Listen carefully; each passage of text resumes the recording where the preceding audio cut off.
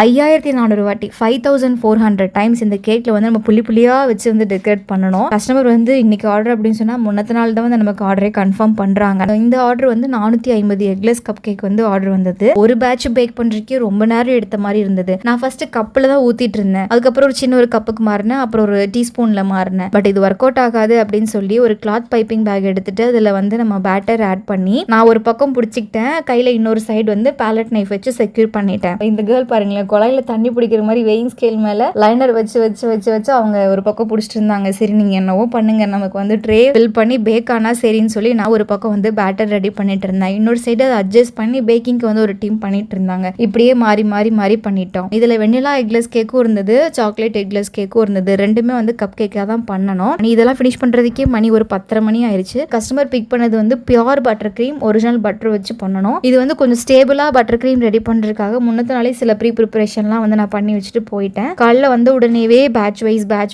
Wise வந்து ஒரு 4-5 batch கிட்ட பட்டர் கிரீம் ரெடி பண்றதுக்கே போயிருச்சு. இன்னொரு பக்கம் வந்து ரோஜாவும் டேடியும் கப் கேக் உடைய லேயர்ஸ் எல்லாம் நீட்டா ஈவனா கட் பண்ணிருக்காங்க. சோ பைப்பிங் பண்ணும்போது நமக்கு நல்ல லெவலா வரதுக்காக அழகா லேயர்ஸ் எல்லாம் கட் பண்ணி கொடுத்துட்டாங்க. கிரீம் மெல்ட் ஆக கூடாதுன்ற ஒரு கான்சென்ட்ரேஷன்லயே பட்டர் கிரீம் சூப்பர் ஸ்டேபிளா திக்கா அடிச்சிட்டேன் பாருங்க. என்னால பிரஷர் கூட பண்ண முடியல. இருந்தாலும் ஒரு கிளாத் பைப்பிங் பேக்ல போட்டு 2D நாசில் வச்சு சின்ன சின்னதா டாட் வைக்கணும். ஓவரால் ஒரு கப் கேக்கு 12 டாட்ஸ் வைக்கணும். லைக்வைஸ் நம்ம 450 கப் கேக் வந்து 7400 வாட்டி வந்து நம்ம இதுல புள்ளியா வச்சு எடுக்கணும். எனக்கு இருந்த டைம் என்ன தெரியுங்களா, கரெக்டா வந்து 8:30க்கு தான் ஸ்டார்ட் பண்ண. நமக்கு 10 o'clock வரை கிளாஸ் இருக்கு. கடன்னு பண்ணணும். இந்த கப் கேக் உடைய லைனர் வந்து எந்த ஒரு பிளானுமே இல்லாம எதர்ச்சியா சூஸ் பண்ண ஒரு மாடல் இது. இப்போ வந்து அந்த பிளாக்ல சென்டர்ல வந்து அசோக சக்கரா ப்ளூ கலர்ல வந்து கோடு போட்ட மாதிரி இருக்கும் இல்லைங்களா, அது வந்து இந்த கப் கேக் மாதிரி இருந்துச்சு. கரெக்டா சென்டர்ல அசோக சக்கரா மாடல்ல மேல வந்து பிளாக் மாதிரி வந்திருந்தது. இது வந்து அன்எக்ஸ்பெக்டட் தான், ஏதோ பிளான் பண்ணி பண்ணல, அது எதர்ச்சியா நடந்த ஒரு விஷயம். இந்த கேக் வந்து ஒரு கார்பரேட் ஆர்டர், DLF கிட்ட டெலிவரி இருந்துச்சு. 450 செப்பரேட் பீப்புள் வந்து நம்ம கேக் வந்து டேஸ்ட் பண்ணியிருக்காங்க. எல்லாரும் நல்லா இருக்குன்னு சொல்லி ஃபீட்பேக் கொடுத்துருந்தாங்க.